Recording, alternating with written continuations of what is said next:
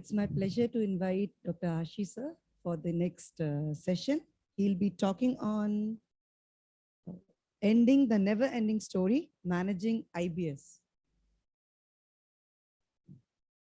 Good morning, ladies and gentlemen.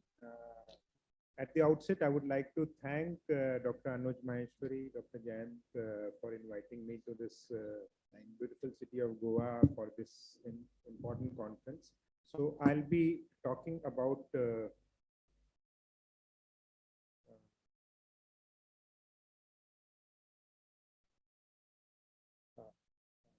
Irritable Bowel Syndrome, ending the never-ending story. I bring you greetings from Sir Gangaram Hospital, New Delhi. So many doctors give a label of IBS to any chronic intestinal problem once other disorders have been ruled out. But this is not true. Patients actually may present with heartburn, nausea, vomiting, bloating, gas, pain in abdomen, constipation, diarrhea. And when we work them up, we find that some of them have organic causes behind them, like cancer, infections, tuberculosis, IBD, peptic ulcers, celiac disease. But many of them do not have any structural cause, and they are because of the functional cause, and there is no structurally abnormality detected. So these are called as functional gastrointestinal disorders or functional GI disorders. And to classify and correlate all these functional disorders, Rome Foundation was founded in the 1990s, which now constitute about 144 experts from 27 countries. And now the fourth Rome criteria was published in 2016, and the fifth one is being developed. So this Rome Foundation actually classifies all the functional GI disorders, and they range from esophageal disorders, gastrointestinal disorders, esophageal disorders like heartburn, gastroduodenal disorders like dyspepsia, bloating, bowel disorders like irritable bowel syndrome, and then gallbladder disorders, anorectal disorders. So all these functional disorders where no organic cause can be found are now classified by the Rome Foundation. The most frequent symptom of functional gastrointestinal disorder in Indian patient is gas. Every time patients come with gas, I have got gas. But if we try to ask these patients what do they mean by gas, they all will say something different. For example, even esophageal disease, if the patient is having heartburn, they'll say he's feeling gas in the heart. If they are having bloating sensation, if they are having belching, they'll say it is gas which is coming out. When they are IBS, then also they'll say it's gas. When they are having abdominal bloating or lower abdominal bloating, then also gas. And even in anorectal disorders, they'll say it's gas.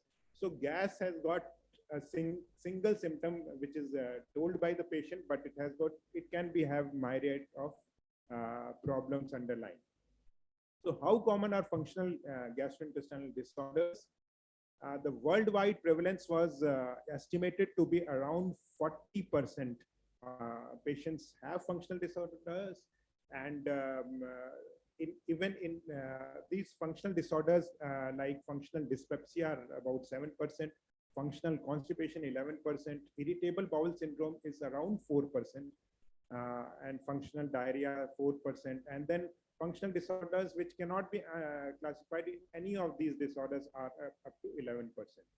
And then there was an Indian study also where they tried to estimate, it was a multi-center study, and they found that IBS prevalence in India was about 4.2 to 7.5%. So what is the pathogenesis of functional GI disorders? And people have been working on this pathogenesis for years together. Initially, it was thought that only the motility of the gastrointestinal system which is involved, and it is leading to this constipation or diarrhea. But now it's a lot of things are there, like brain-gut interaction is the central, intestinal microbiota is involved, inflammation is involved, and visceral hypersensitivity.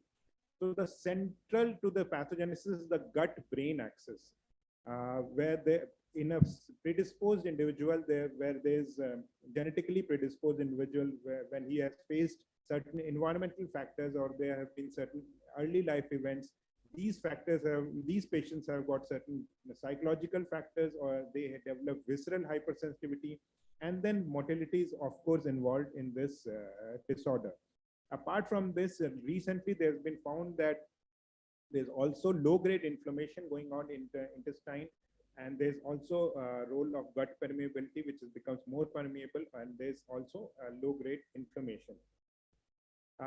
So central to it is the gut-brain axis, but also when there are certain antigens or pathogens in the gut lumen, which also get inside the through the tight junctions, and they lead to some inflammation in the gut lamina propria and lead to low-grade inflammation, mast cell activation, as well as eosinophil activation.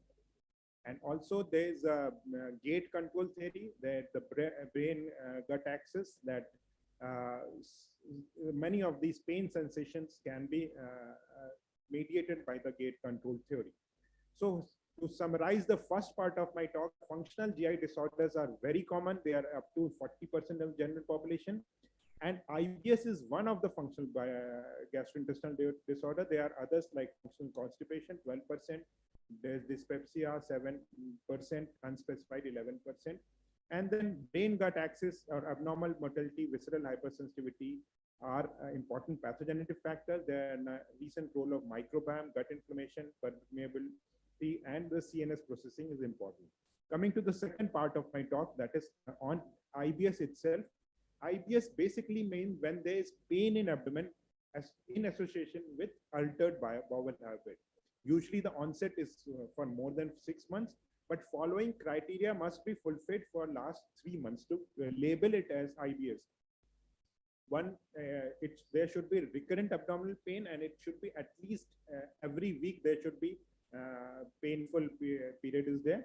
And plus, apart from the pain should be related to defecation, or either in the change in frequency of stool or change in form of stool.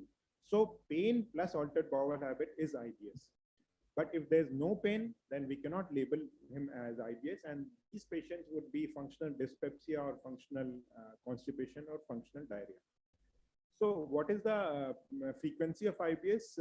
What is the clinical profile of patients of IBS? So this large study, which was conducted in 2008, where multiple centers were involved, even Dr. Rajesh Upadhyay, who was here yesterday, he was also one of the authors for this study.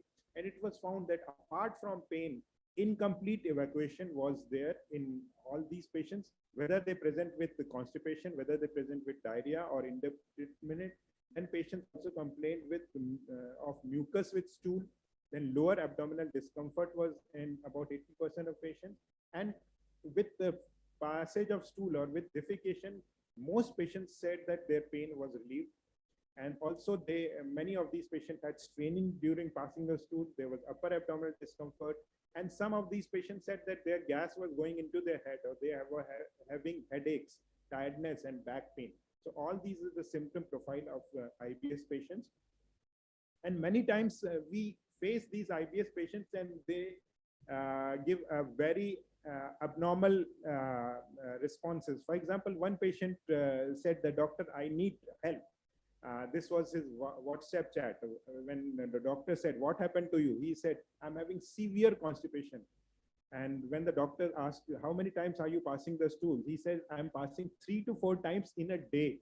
So then, even though he's passing 3 to 4 times a day, then also he's saying that he's having severe constipation. So once the doctor asking that you're passing stool so many times a day, why do you say you are constipation?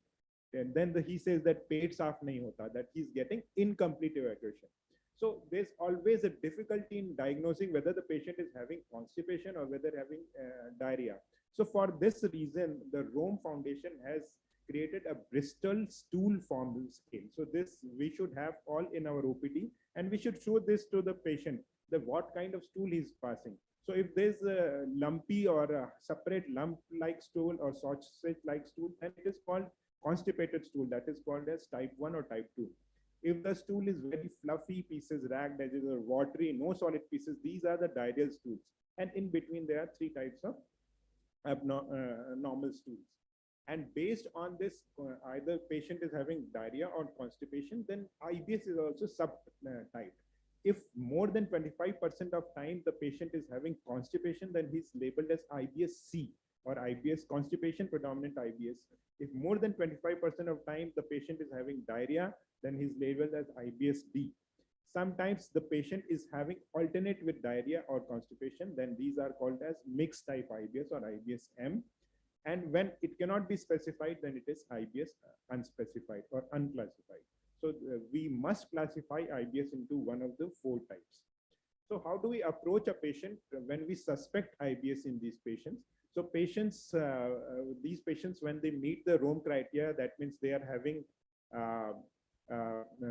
pain abdomen, and then at least once in every week for last 3 months, then we should look for any alarm features, which are very important. So alarm features like if there's blood in stool, or if there's unintended weight loss, if the age is more, or if there's fever, if there's nocturnal awakening, or if there's a family history of colorectal cancer, or if there is evidence of any iron deficiency anemia, then we should be careful that if these alarm features are there, then he may not be having IBS.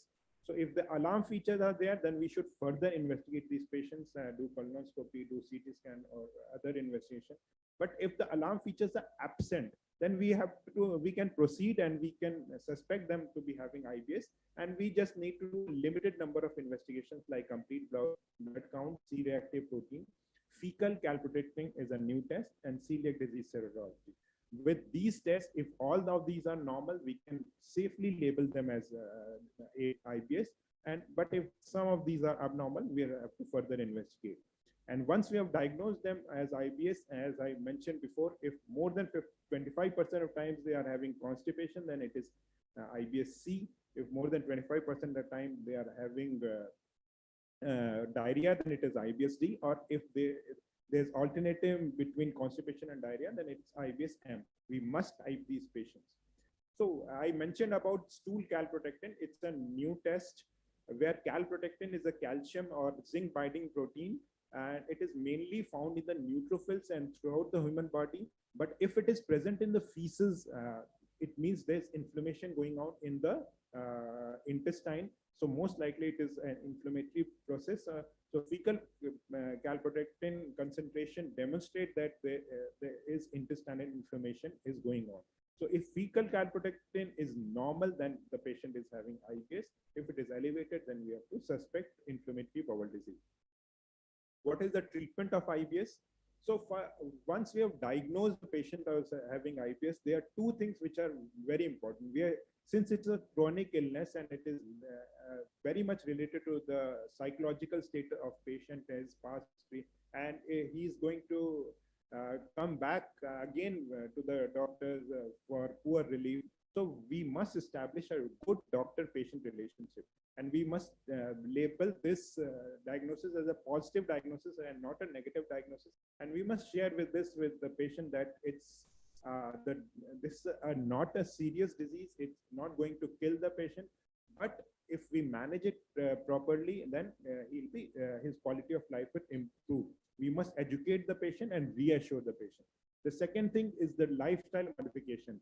As in the lifestyle modification for so many other chronic diseases, even the IBS requires lifestyle modification, especially dietary modification needs to be given. We should increase the soluble fiber, increase the FODMAPs, increase the physical activity, avoid stress and sleep derivation.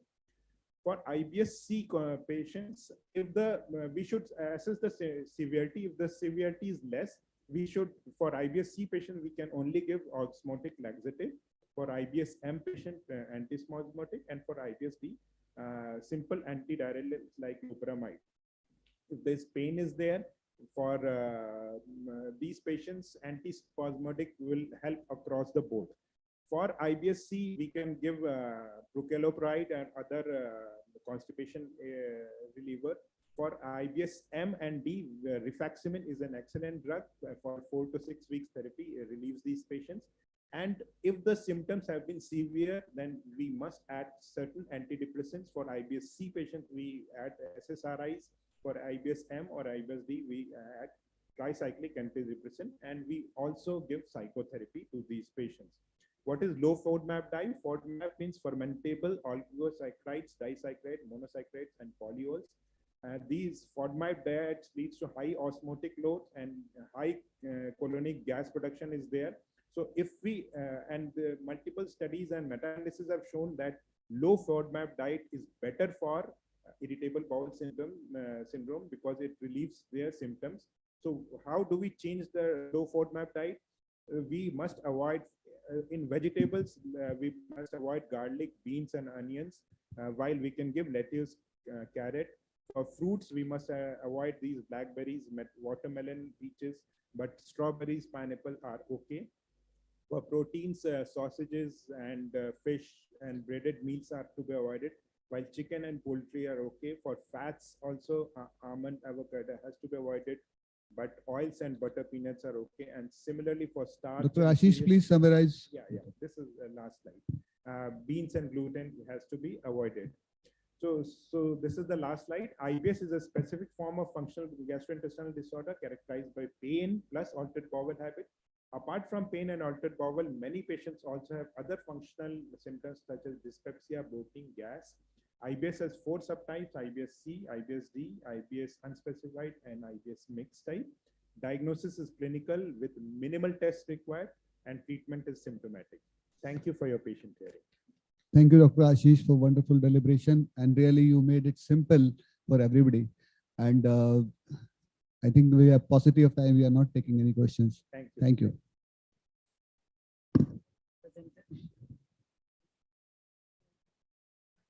I extend my thanks to the chairperson, Dr. Anubha and Dr. Prahalad. I also thank Dr. Ashish Kumar for this wonderful talk.